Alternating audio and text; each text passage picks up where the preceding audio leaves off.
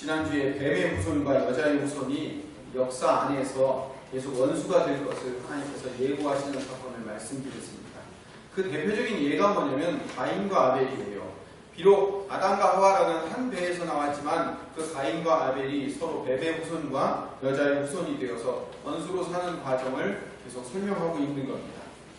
오늘 4장 1절에 아담이 드디어 가인을 낳습니다. 근데 히브리어로 이 가인은요, 카인이라고 해가지고 여러분 성경에 보시면 이거 찾아서 읽으신 분들 보면 그 가인이라는 말 앞에 번호가 쓰여져 있을 거예요. 그 번호 맨 밑으로 내려가 보시면 주석이 뭐라고 되어 있죠? 어둠이라고 되어 있죠. 카인이라는 말이 얻다라는 뜻이에요. 그래서 그 뒤에 보면 가인이 이르되 가인을 낳고 이르되 내가 여호와로 말미암아 등남하였다 했을 때 등남하다라는 말이 이걸 원어로 쭉 풀었으면 여호와로부터 남자를 얻었다 이런 뜻이에요. 남자를 얻었다 했을 때 얻다라는 말이 이 카인과 똑같은 단어예요. 카나라는 단어에서 나왔는데 이 카나와 카인이 같은 말이에요. 그러니까 남자를 얻었다라는 그 얻다라는 말과 카인이라는 말이 같은 말이에요. 그러니까 아담은 지금 아들을 얻었다는 사실에 대해서 기뻐하며 내가 얻었다라는 단어로 이름을 지은 거예요. 아담이 얻었다고 생각했을 때 얻다라는 말은 뭘 얻었다는 말일까요? 창세기 3장 15절에 방금 제가 말씀드린 대로 여자의 후손이 뱀의 후손의 머리를 밟으리라 라는 언약이 있잖아요. 그러니까 여자의 후손을 드디어 내가 얻었다라고 생각한 거예요. 그러니까 하나님의 약속이 나를 통해서 이루어졌다고 생각한 거예요. 아담이. 그래서 아담과 하와는 가인을 낳음으로 말미암아 이제 하나님의 언약이 빨리 이루어져서 이 첫 아들이 뱀의 후손의 머리를 물리치고 다시 에덴 동산으로 회복시킬 그런 아들일 것이다라는 기대감을 갖고 드디어 하나님이 말씀하신 그 아들을 얻었다라고 해가지고 이름을 어둠이라고 해서 카인이라고 지은 거예요. 근데 물론 성경에는 나와 있지 않아요. 그러나 유추해서 해석해 볼 때 이 맏아들 가인이 하나님이 약속하신 언약의 후손, 다시 말하면 여인의 후손이 아니라는 것을 나중에 알게 됐어요. 그래서 두 번째 아들을 낳고 그 두 번째 아들 이름이 아벨이에요. 히브리어로 헤벨이라는 뜻인데 뭐냐면 나를 통해서는 결국 이 메시아이신 여인의 후손이 나올 수 없구나라고 생각해서 실망했다라는 의미로 헛됨이라는 뜻을 사용했어요. 헛됨. 그러니까 아벨이라는 헤벨이라는 히브리어 단어의 뜻이 뭐냐면 헛됨이라는 뜻이에요. 헛되다. 그러니까 전도서 1장 2절의 말씀에 보면 전도서 1장 2절에 전도자가 이르되 헛되고 헛되니 모든 것이 헛되도다라고 했을 때 그 헛되다라는 말이 헤벨이라는 뜻이에요. 아벨이라는 말이란 말이에요. 여기서 주로 사용되는 말이에요. 다시 말하면 정리를 해봅시다. 큰아들 가인은 어둠이라는 뜻이에요. 세상의 가치를 얻었다. 내가 뭘 얻었다라는 그런 의미고 이 두 번째 아들 헤벨, 다시 말하면 아벨의 의미는 헛되다, 아무것도 아니다 라는 그런 의미가 있어요. 두 사람의 이름 뜻이 뭐예요? 서로 반대되죠.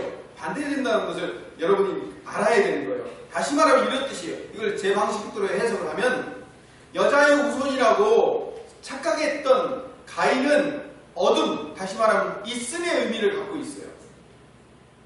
그런데 반대로 아벨은요, 헛됨, 아무것도 아닌, 다시 말하면 없음의 의미를 갖고 있다고요. 여기 아주 중요한 신학적인 영적인 의미가 여기 등장하는 거예요.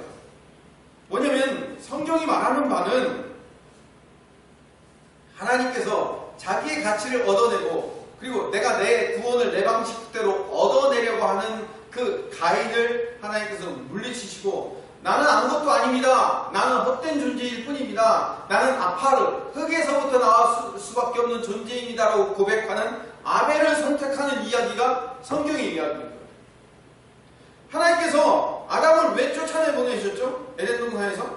선악과를 따먹었기 때문에. 선악과의 의미가 뭐예요? 선악과의 의미. 선악을 알게 하는 나무의 의미는 그 열매를 따먹고 나면 내가 하나님과 동등될 수 있고 내가 하나님과 같은 그런 위치에 서서 세상의 가치를 내가 얻어내어 세상의 중심이 될 수 있다. 세상의 가치를, 세상의 중심을 내가 얻어낼 수 있다. 하나님과 동등됨을 얻어낼 수 있다고 생각했기 때문에 그 얻어냄 때문에 쫓겨났단 말이에요. 그래서 그 얻어냄이라는 이름이 뭐라고요? 가인이란 말이에요. 가인. 이해 가세요?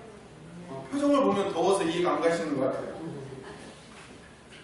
그런데 아벨은 무슨 땀이에요? 헤벨은 뭐죠? 나는 우리가 제 설교를 쭉 들어본 분은 아시겠지만요. 인간은 뭐로 만들어졌다고요? 흙은 무슨 의미라고요?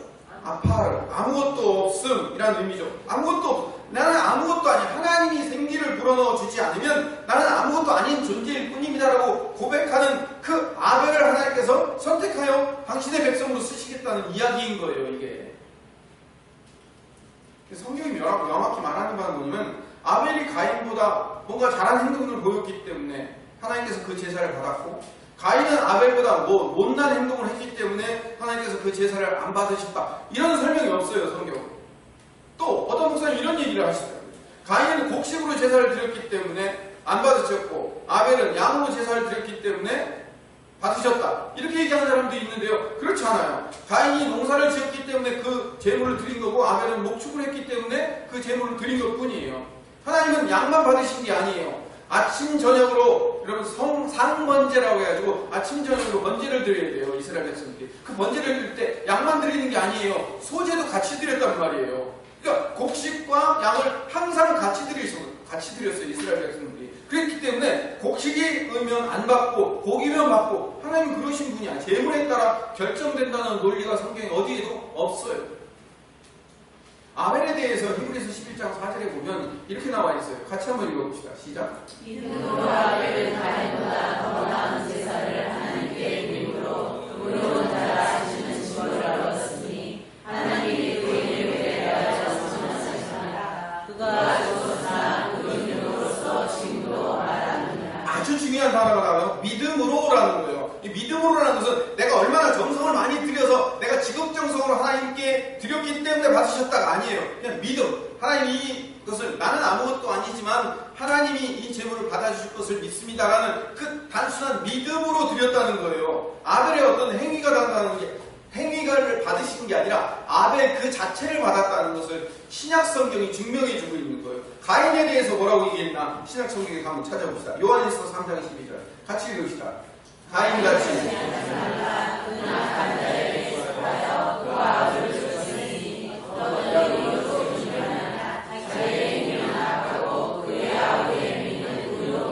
그가 악한 일을 할 수밖에 없는 이유는 그는 악한 자에게 속했기 때문에 그런 거예요. 그러니까 아벨은 선한 분이신 하나님께 속했기 때문에 그 제사를 받으신 거고, 가인은 악한 자에게 속했기 때문에 그 제사를 받을 수 없었다는 거예요. 아벨과 가인 그 자체를 하나님께서 받고 받지 않으신 것이지, 그 행위나 아니면 그 정성이나 아니면 그 재물 때문에 받고 안 받고의 결정을 내린 게 아니라는 것을 성경이 분명히 얘기해 주고 있는 거예요. 자, 그러면 성경은 뭘 얘기를 하냐면 아벨은 여자의 후손이기 때문에 하나님께 속했기 때문에 의로운 희생을 드렸고 희생을 당할 수밖에 없었고, 가인은 악한 뱀의 후손이었기 때문에 그 아우를 죽이는 악을 행했고 그 재물을 받을 수 없었다는 것을 성경이 말하고 있는 거예요.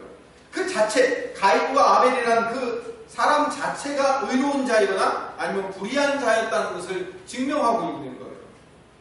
자, 이것을 신약 성경으로 표현하면 이렇게 얘기할 수 있는 거예요. 여자의 후손인 이 아벨의 후손들, 다시 말하면 신약으로 얘기하면 우리 성도들은 어떤 존재이냐면 요한복음 10장 27절을 읽어봅시다. 시작. 내 양에게 음성을 들으며 나는 그들을 알며 그들은 나를 따르느니라. 27절만 봅시다. 내 양은 내 음성을 듣고 나는 그들을 알고 그들은 나를 따를 수밖에 없는 이유가 뭐예요? 그들이 뭘 잘했기 때문이 아니에요. 왜 그래요? 그냥 하나님의 자녀이기 때문인 거예요. 하나님의 자녀니까 그 음성을 들을 수 있고 자녀이기 때문에 그들을 알고 따를 수 있게 되는 거예요. 반대로 뱀의 후손들은 어떨까요? 뱀의 후손인 가인의 후손들은 어떤 존재인가? 하나님을 섬기지 않는, 하나님을 알지 못하는 세상 사람들을 의미합니다. 요한복음 8장 44절을 읽어봅시다. 시작. 내가 너희에게 다시 읽어봅시다. 시작. 너희는 너희 아비 말기에 있었으니 너희 아비의 중재로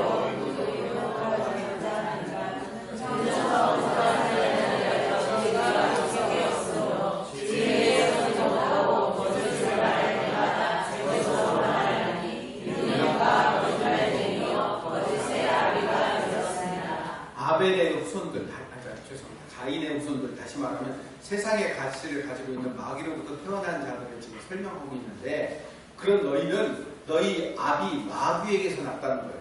그래서 너희 아비의 욕심대로 너희도 똑같이 행하고 하지 않는데, 여기서 그는, 세 번째 줄에 그는 누구냐면 마귀를 얘기하는 거예요. 마귀는 처음부터 살인한 자요 라고 얘기해요. 마귀가 처음부터 살인했다는 이야기가 성경에 나와 있어요? 어디 있어요? 뱀이 여자를 유혹하고 꼬드겼지, 뱀이 여자를 죽였어요? 살인한 자는 살인했다는 얘기는 안 나와 있죠, 창세기에. 근데 그는 처음부터 살인한 자요라는 말은 뭘 얘기하는 거예요? 처음에 살인부터 시작한 사람이 누구예요? 가인 얘기잖아요, 가인. 그러니까 지금 이 얘기는 가인 얘기를 하고 있는 거예요. 그는, 다시 말하면 가인이 누구예요? 너희 아비 마귀의 후손이라는 거예요. 그 마귀의 첫 후손이 가인을 얘기하고 있는 거예요. 그는 처음부터 살인한 자요, 진리가 그 속에 없으므로 진리에 서지 못하고 거짓을 말할 때마다 제 것으로 말하니, 거짓을 말할 때마다 제 것으로 말한다는 것이 무슨 의미냐면, 이걸 쉬운 말로 풀어 얘기하면, 거짓말을 할 때 항상 자기 입장에서 얘기한다 이 얘기예요. 자기 입장에서 얘기하는 사람이 누구예요? 하나님께서 아벨을 죽인 가인에게 야, 네 동생 아벨 어디 있냐 라고 얘기하니까 가인이 뭐라고 얘기해요? 네, 내가 동생을 지키는 자이니까 라고 얘기하잖아요. 그쵸? 자기가 죽여놓고서 뻔뻔스럽게 내가 동생 지키는 자입니까? 라고 얘기하잖아요. 이게 누구의 입장이에요? 자기 입장으로 얘기하잖아요. 그러니까 거짓을 말할 때마다 제 것으로 말하는 사람이 누구예요? 가인 얘기하고 있는 거예요. 지금 이게 가인 얘기란 말이에요. 그러니까 가인이 바로 뱀의 후손이라는 사실을 신약 성경이 증명해주고 있는 이야기예요. 자, 그러면 지금까지 설명한 내용을, 제가 지금까지 설명한 내용을 사도 바울이 로마서 9장 10절에서 13절에 딱 요약을 해놨어요. 어떻게 요약했냐면 이렇게 요약했어요. 같이 읽어봅시다. 4절 같이 읽읍시다. 시작. 그분 아니라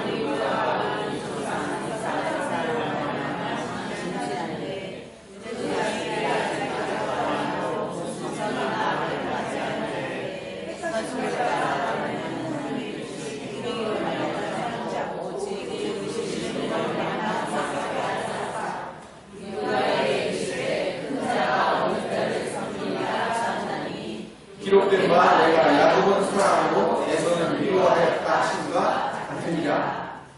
로마서에서 사도 바울이 뭐라고 얘기했냐면, 리브가라는 뱃속에, 이삭의 아내 리브가 뱃속에 야곱과 에서가 동시에 뱃속에 들어가 있는데, 이 야곱과 에서 둘이 하나는 하나님 앞에 사랑받는 자, 하나는 미움받는 자로 그 안에 속해 있더라는 거예요. 태어날 때부터 그렇게 속해져서 태어났다는 거예요. 다시 말하면 한 뱃속 안에 뱀의 후손과 여인의 후손이 같이 들어가 있더라는 거예요.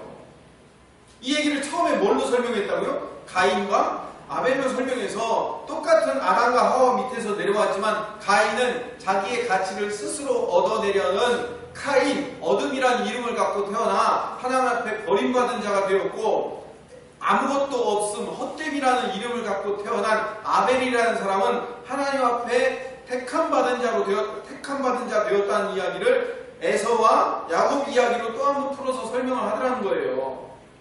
그러니까 여자의 후손과 뱀의 후손은 같은 배에서 태어났는데 서로 근본적인 차이점이 있는 거예요. 그 근본적인 차이점 하나가 뭐냐면 이거예요.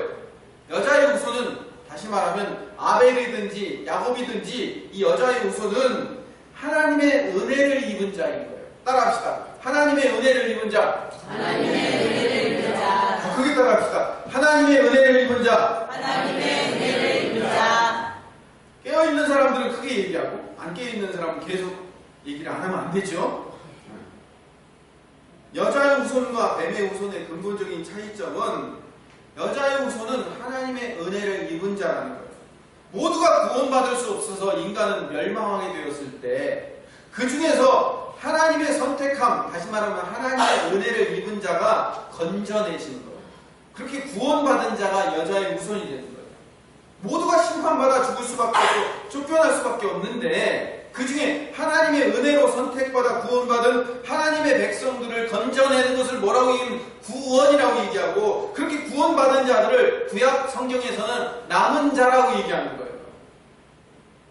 그렇게 남은 자들을 신약 백성, 신약에서는 뭐라고 얘기하면 성도, 신자라고 부르는 거예요. 이 남은 자, 다시 말하면 이 성도들은 우리에게는 원래 구원의 근거가 없어요. 우리의 열심으로 구원받을 수 있어요, 없어요? 우리의 어떤 조건이나 우리의 자격으로 구원받을 수 있어요, 없어요?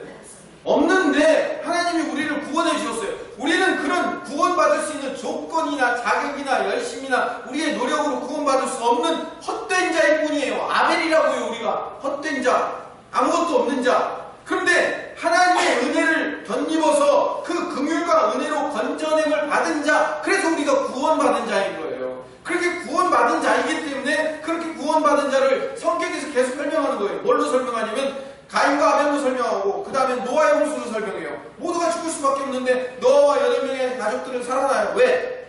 그들의 가치와 그들의 공로와 그들의 어떠함으로 구원받는 게 아니라 하나님의 은혜로 그들을 구원해 주시는 거예요. 그리고 출애굽으로 설명해줘요. 그 출애굽한 이스라엘 백성들은 애굽에서 왜 그들만 나와서 그들만 살아날 수 있어요? 왜냐하면 하나님의 은혜를 입었기 때문에 그럴 거예요. 이걸 신약에서는 예수 그리스도로 설명하는 거예요. 모두가 죽을 수밖에 없는 죄인인데 예수 그리스도의 은혜를 입은 자만 살아나는 이야기, 그게 구원의 이야기인 거예요. 그게 우리 성도들이라고요. 반대로 뱀의 후손들은요, 멸망받아 심판으로 쓸려 내려갈 축정이들을 얘기해요. 그 축정이들은요, 자기의 가치를 세워서 자기가 자기의 인생의 주인이 되려고 하는 자들. 그래서 아까도 말씀드렸지만 선악과를 따먹음으로 말미암아 내 인생의 주인이 나라고 생각하는 사람들이 뭐예요? 그게 가인의 후예들인 거예요. 그게 뱀의 후손들이에요. 자기의 공로, 자기의 의지, 자기의 노력, 자기의 열심, 자기의 자격과 조건을 가지고 스스로 구원에 이를 수 있다고 착각하는 자들, 이 사람들이 가인의 후예들인 거예요.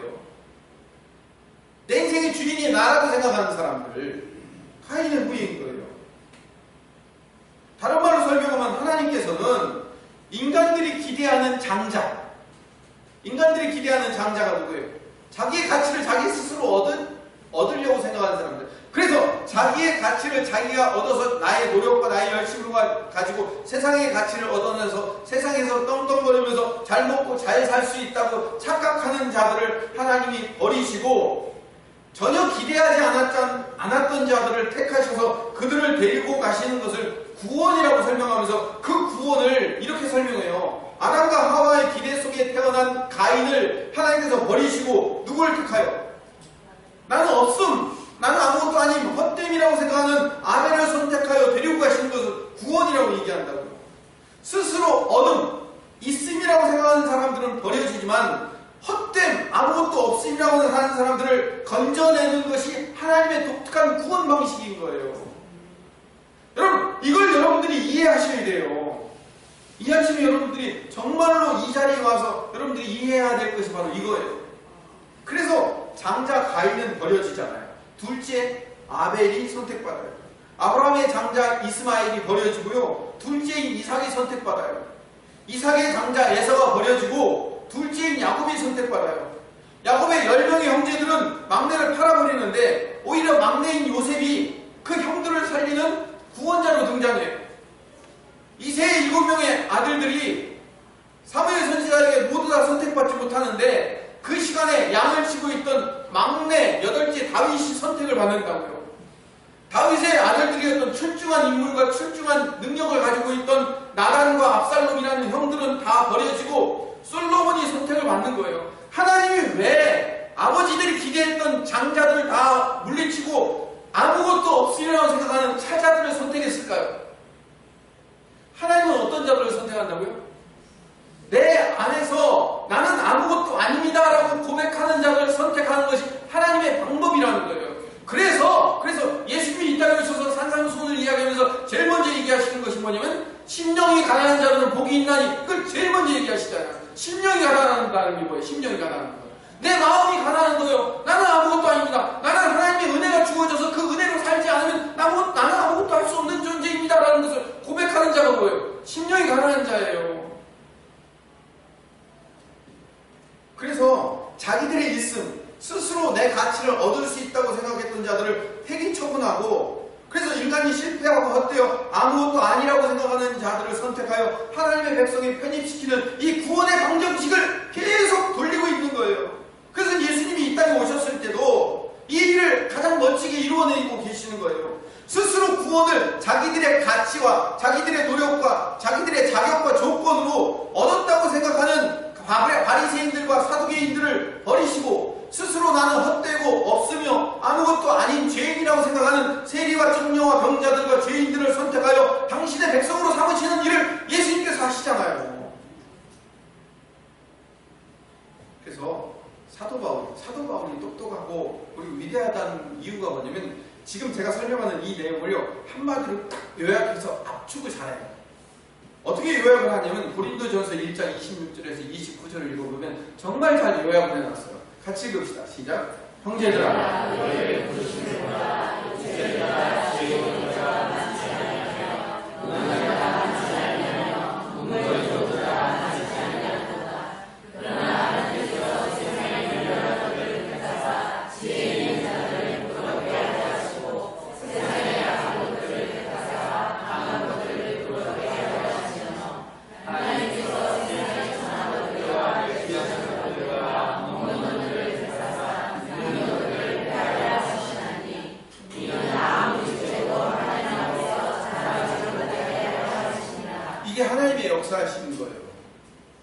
그래서 우리 성도들을 세상에서 그렇게 어렵고 힘들고 멸시받고 천하고 없고 아무것도 아닌 자들을 택하여서 하나님의 사람으로 사용하며 하나님의 사람으로 우리를 세워나가시는 것이 하나님의 방법이라는 사실을 여러분들이 이해해야 되는 거예요.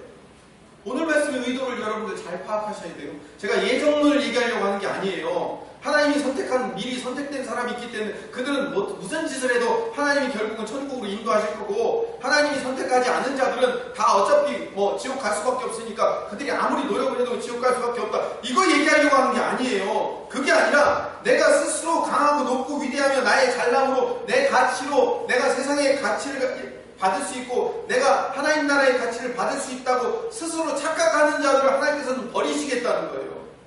나는 주님의 구원이 아니면 나는 아무것도 아니면 고백하며 늘 낮은 자의 자리에 서서 나는 하나님 아니면 안 됩니다 라고 고백하며 늘 하나님을 찾아다니는 자들.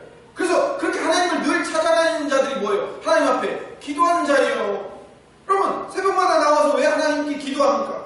나는 오늘도 내가 살던 이전에 지금까지 살아왔던 그 방식대로 여전히 살고 있습니다가 아니라 나는 오늘 하루도 하나님이 나에게 주시는 은혜가 없으면 나는 오늘 하루도 살 수 없습니다라고 고백하며 하나님을 늘 의지하며 살아가기 위해서 기도하는 거 아니에요. 그런 자들을 하나님께서 세우시겠다는 거예요. 그들이 심령이 가난한 자인 거예요.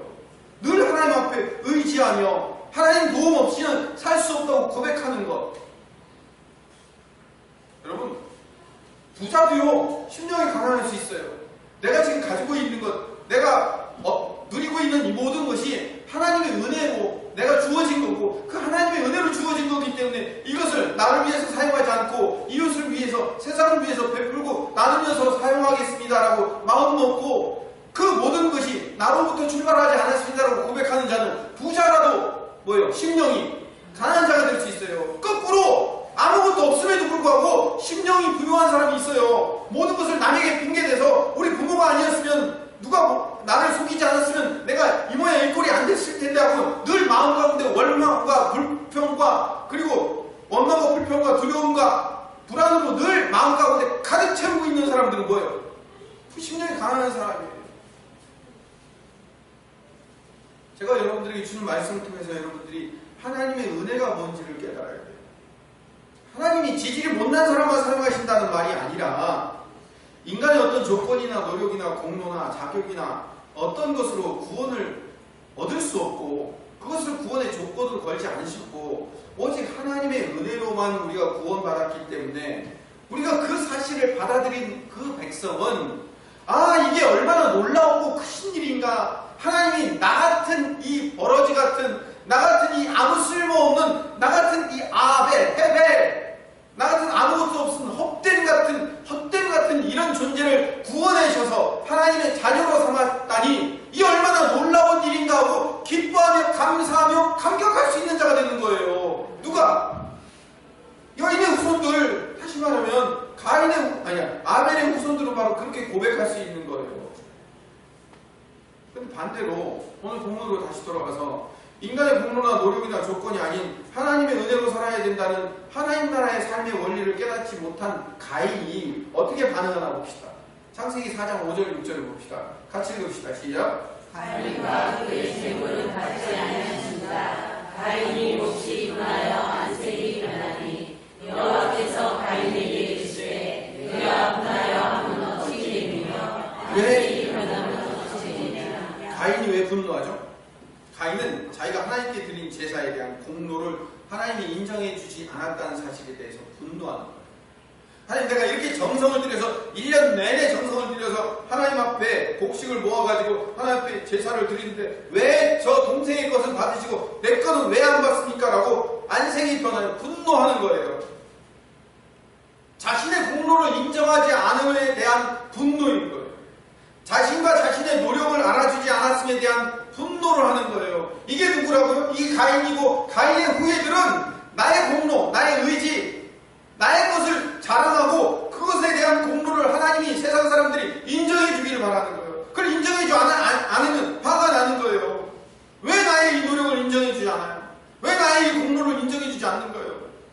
내가 세상에서는요 이렇게 높고 내가 이렇게 멋진 사람인데 왜 그것을 인정해 주지 않는 거예요? 라고 화가 나는 거예요. 누가? 가인의 후예들이, 뱀의 후손들이요. 이게 바리새인의 분노와 똑같아요. 바리새인들이 왜 예수님 앞에서 분노하죠? 자기들은 아브라함의 후손으로서 구원받을 수 있는 자격이 있다고 생각했어요.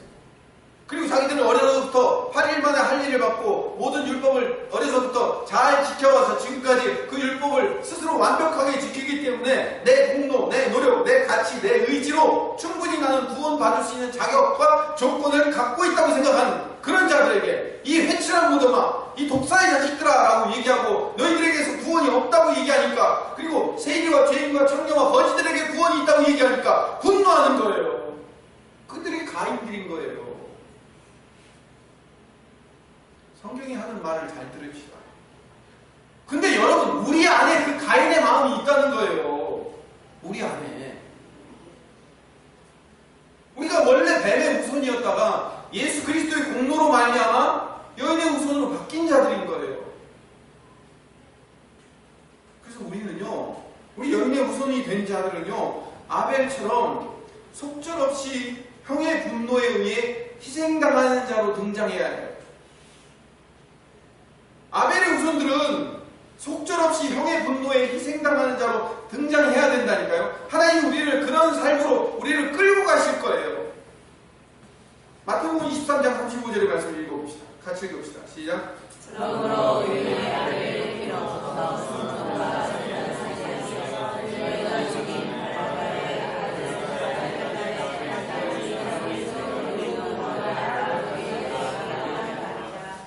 예수님께서 성경에 있는 모든 희생당한 선지자들을 이야기할 때 누구부터 시작하냐면 아벨부터 시작해요. 아벨부터 최근에 죽은 바가랴의 아들 사가랴의 피까지 얘기하면서 뭐예요? 그 사람들 모두가 다 속절없이 하나님의 뜻과 방법대로 살다가 희생당한 사람들을 이야기하는 거예요. 그러니까 하나님의 백성들은 어떤 존재들이냐면 세상의 가치에 의하여 희생당하는 존재들로 세워지게 되는 거예요.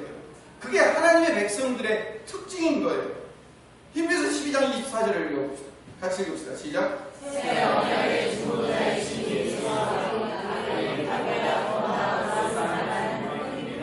예수님의 피를 지금 이야기하면서, 물론 예수님의 피와 아벨의 희생이 동등된 건 아니지만 이 예수님의 피를 이야기하면서 아벨의 피도 희생에 대한 중요한 의미로 이야기하고 있어요. 희생당하는 피의 상징으로 아벨이 등장하고 있다고요. 이 아벨의 후손으로 오시는 분이 예수님이셔요. 예수님이 이 땅에 오셔서 우리를 구원하시기 위해서 하신 일이 뭐예요? 세상의 가치 앞에 속절없이 희생당하는 사람으로 오신 분이 예수님이신 거예요. 오늘 말씀을 이제 정리합시다. 좀 일찍 정리하겠습니다. 세상의 가치, 다시 말하면 돈, 명예, 권력, 이 세상의 높아짐이라는 그 세상의 가치로 무장해서 세상의 강함을 무기로 휘두르며 사는 세상의 백성들, 이들이 누구라고요? 뱀의 후손들, 세상 사람들을 얘기해요.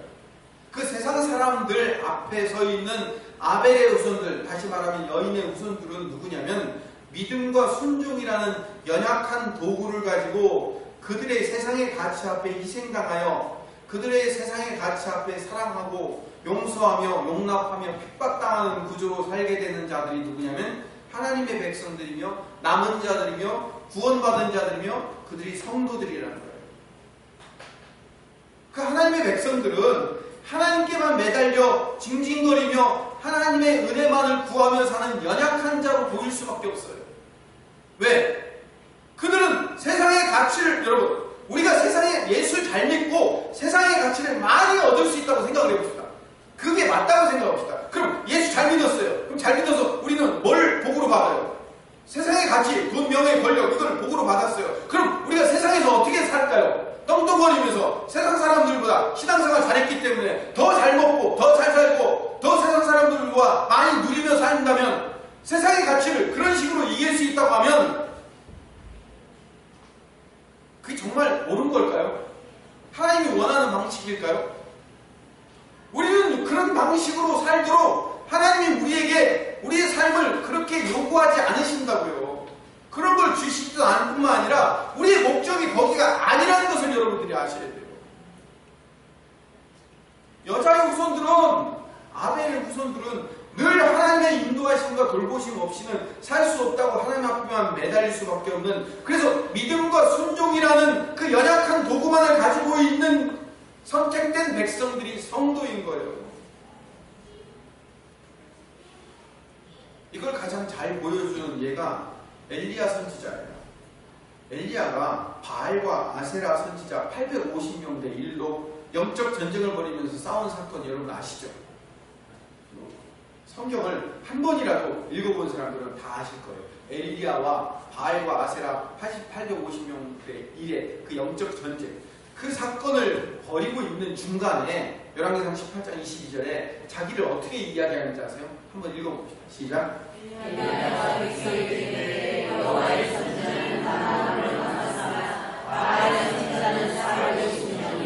물론 아세라 선지자 400명도 포함되어 있는 겁니다. 근데 이때 지금 850명과 싸우려 할 때 자기는 뭐라고 얘기해요? 나만 홀로 남았다는 거예요. 나밖에 없다는 거예요. 나밖에 없다. 그리고 이 전쟁을 이깁니다. 그리고 이세벨이 이 엘리야에게 너를 내가 반드시 죽이리라는 그 한마디에 무서워가지고 쫓겨나서 호렙산에 도착해요. 그렇게 호렙산에 도착했을 때도 열왕기상 19장 10절에 또 같은 이야기를 해요. 같이 읽어봅시다. 시작.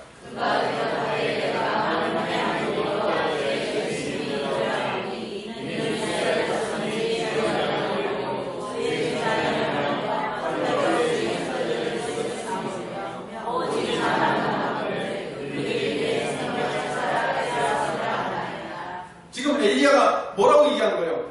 나의 열심이 유별하오니, 옛날 개역 한글팔 성경에 뭐라고 되어 있냐면 열심이 특심이라고 되어 있어요. 그러니까 내 열심은, 나는 850명과 싸우는 그런 열심을 가지고 하나님을 위해서 내가 여기까지 이렇게 싸워왔는데 나 혼자 남고, 이 도망다니면서 나 혼자 남았습니다.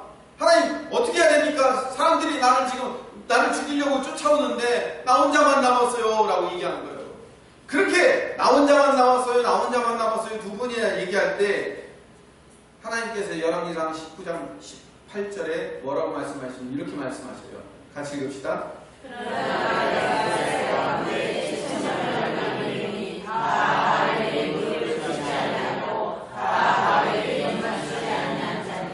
여기 원어에 잘 보면요, 내가 이스라엘 가운데 7,000명을 남기리니 라고 얘기했는데, 남기리니 여기서 엘리야 너 말고 내가 7,000명을 남겨놓았다라는 얘기예요. 자, 이 뉘앙스를 잘 보면 엘리야는 거기에 속해 있는 거예요, 속해 있지 않는 거예요? 말로만 보면 속해 있지 않은 거로 보이는 거예요.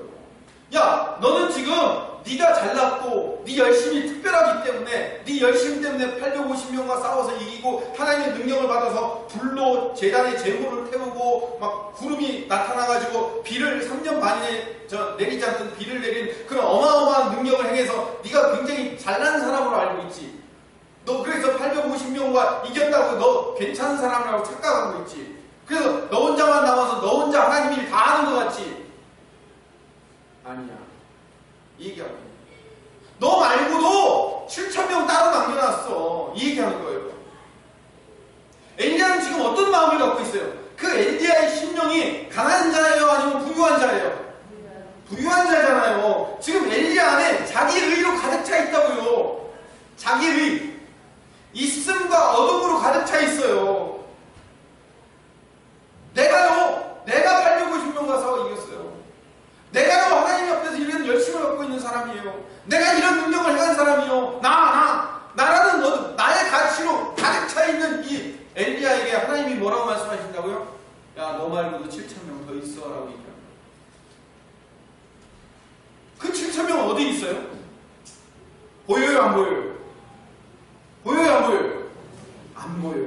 그러나 하나님의 백성은 안 보이지만 하나님의 은혜로 구원받은 하나님의 자녀들은 보이지 않지만 하나님의 일을 지금도 하고 있는 하나님의 사람입니다. 엘리야처럼 이렇게 멋지게 화려하게 세상 앞에 등장한 사람만이 하나님의 일을 하는 것이 아니라 숨어있는 7,000명이 똑같은 일을 하고 있는 거예요. 이 장면을 더 잘 볼 수 있는 것이 호렙산에 또 한 번 등장해요. 하나님이 엘리야를 호렙산이 뭐냐면 시내산이에요. 시내산으로 데리고 가요. 그래서 11절 12절 같이 읽읍시다. 시작. 여호와께서 이르시되 너는 나가서 여호와 앞에서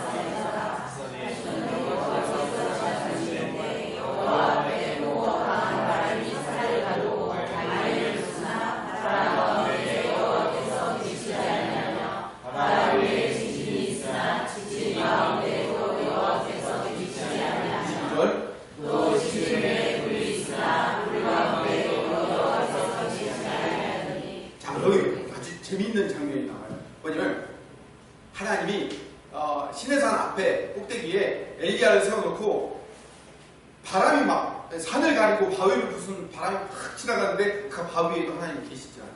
아니 바람에도. 그 다음에 지진이 막 일어나는데 그 지진 가운데도 하나님이 안 계셔요. 그 다음에 막 불이 일어나서 온 사람을 태우는데도 그 불 안에도 하나님께서 안 계셔요. 그러니까 바람과 지진과 불과 같은 엄청난 능력이 막 일어나는데도 불구하고 그 가운데 하나님이 계시지 않다가 마지막에 하나님이 세미한 음성 가운데 오셔요. 엘리야에게 왜 이걸 보여주실까요? 자, 이렇게 하나님이 이런 분이라는 것을 보여주니까 엘리야가 15절에 뭐라고 했는지 이렇게 고백해요. 15절 같이 읽읍시다. 시작. 여호와께서 그에게 이르시되 너는 우리의 두려워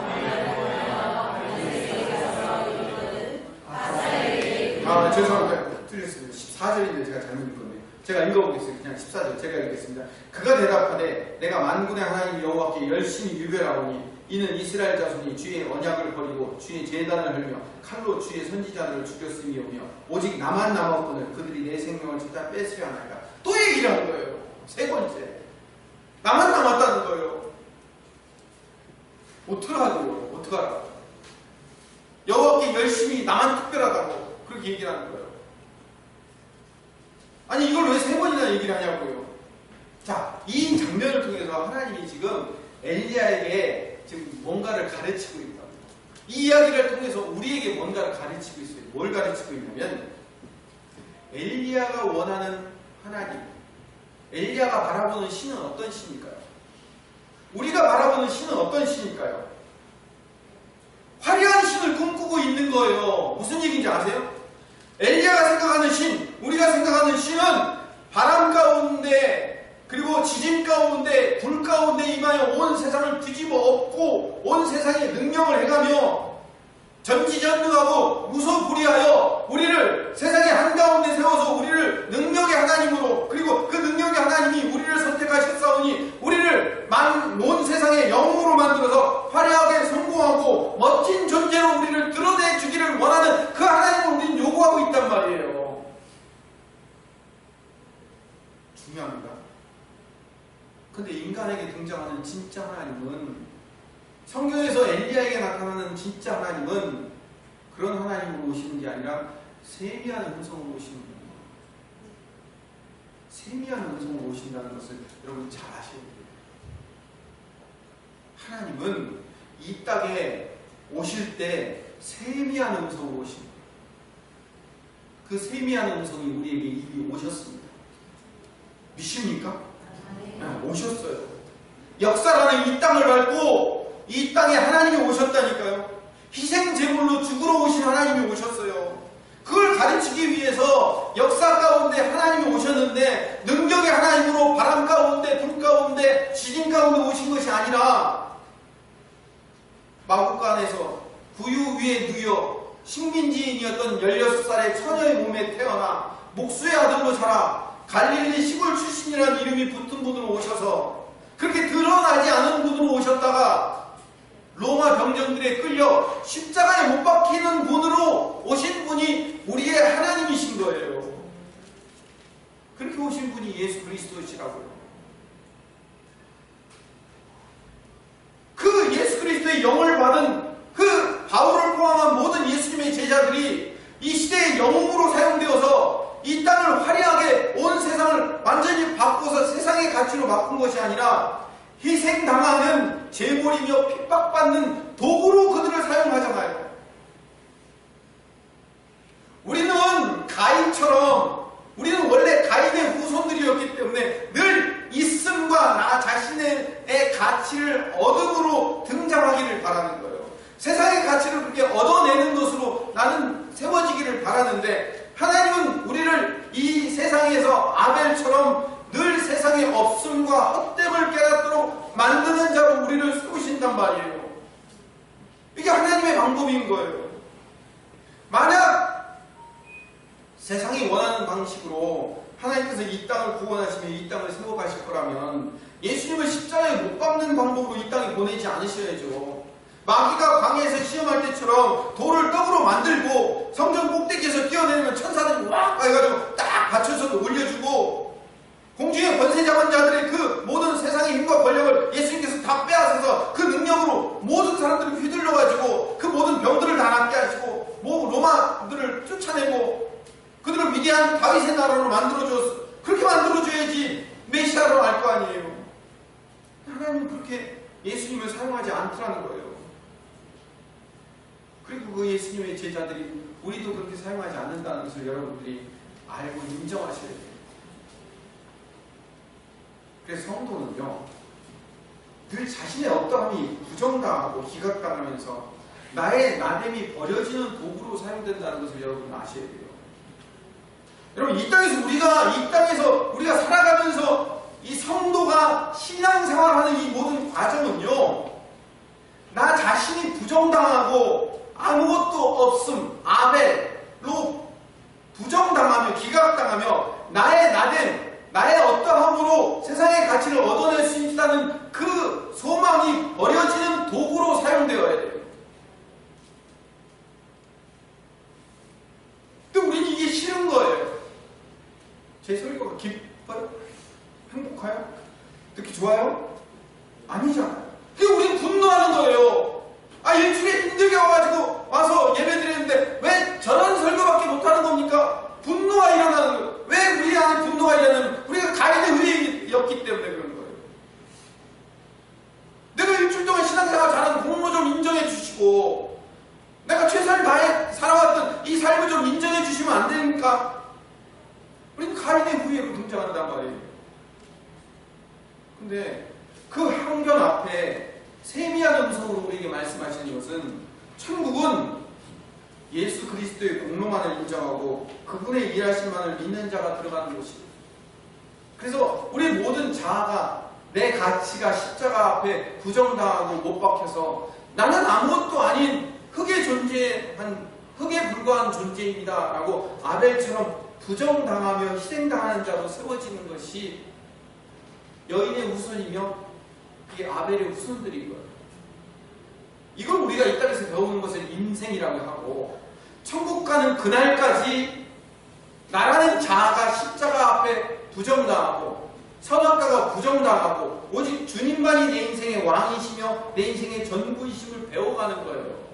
그래서 내 인생을 살면서 내가 부정당하는 거예요. 여러분, 우리 솔직하게 얘기해서 나는요 내 가치가 드러나기를 원해요. 세상 사람들이요 나 좀 잘 알아봐 줬으면 좋겠어요.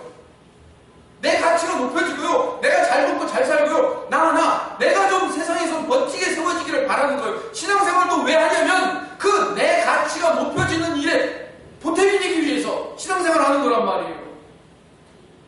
근데 신앙생활을 하면서 우리는 이 가치가 부정당하는 살아야 된다는 거예요.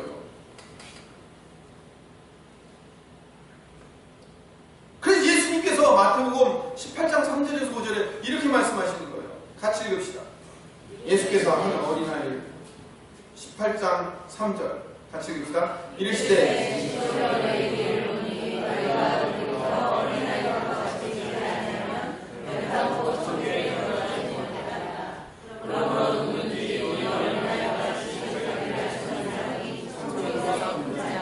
어린아이와 같이 자기를 낮추지 않는 자는, 다시 말하면 어린아이처럼 나는 아무것도 아닙니다, 나는 쓸모없는 존재입니다 라는 그런 고백이 없지 않으면, 그런 고백이 있어야만 천국에 들어갈 수 있다는 얘기예요.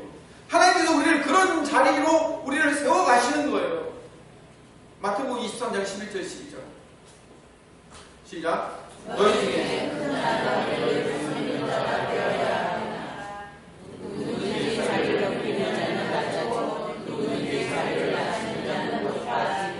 예수님께서 지금까지 했던 이 모든 내용을 예수님께서 직접 살고 가셨어요.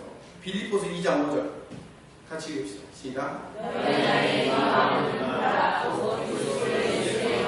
6절 그는 근본 하나님의 본체시나 하나님과 동등됨을 취할 것으로 여기지 아니하시고 오히려 자기를 비워 종의 형체를 가지사 사람들과 같이 지으시고 사람의 모양으로 나타나사 자기를 낮추시고 죽기까지 복종하셨으니 곧 십자가에 죽으시니라.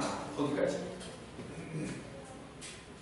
예수를 믿고 사는 교회의 성도들조차도요, 우리는 나 자신이라는 가치에 충실해서 나를 높이고 나 자신을 세우려는 그런 삶을 살아가려는 것이 우리의 인생 목표예요. 여러분들이 아무리 부정한다고 해도요, 사실 내 인생 목표는 나를 위해서 살아가는 것이에요.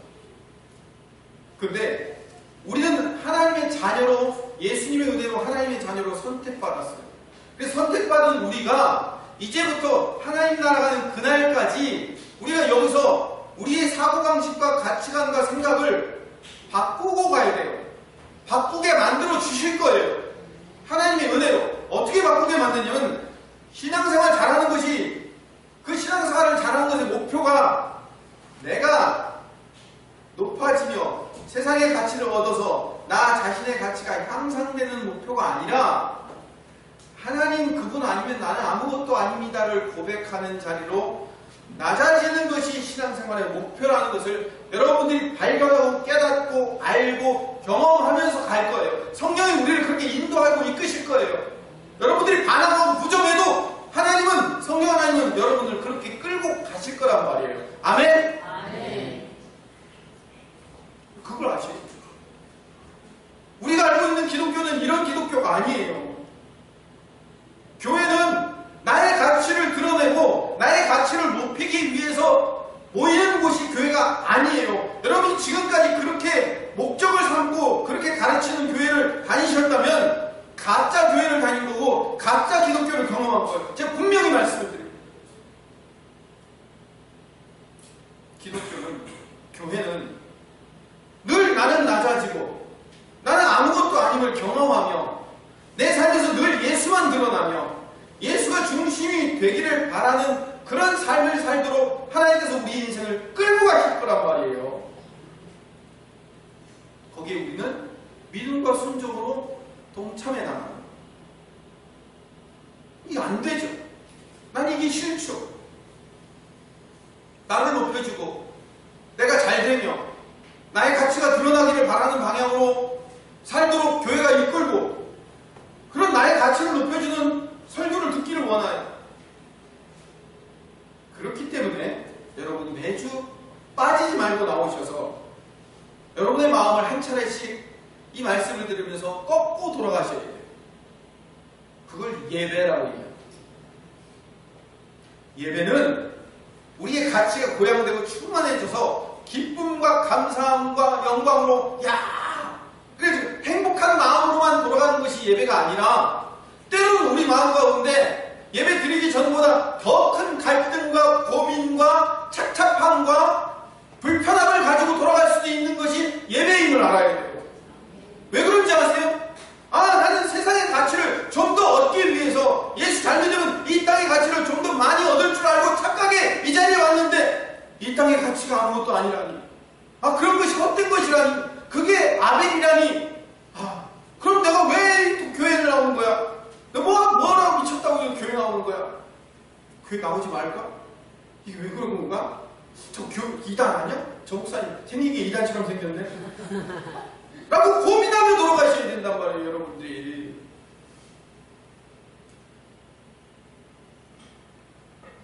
그래서 매주 나오면서 내 인생에 나의 가치가 드러나는 것이 예배가 아니고 예수 그리스도 그분의 가치가 드러나는 것이 예배이며 그 예배 앞에 나의 가치는 낮아지고 주님만 높아지며 나의 인생의 목적이 하나씩 하나씩 사그라들고 오직 주님만이 내 인생에 드러나는 것이 내 인생의 기쁨이며 감사이며 그것이 나의 은혜의 영광이라는 사실을 깨달아가는 것들을 배워가는 것이 여러분의 예배라는 사실을 분명히 깨닫는 하나님의 백성 되시기를 간절히 소망합니다.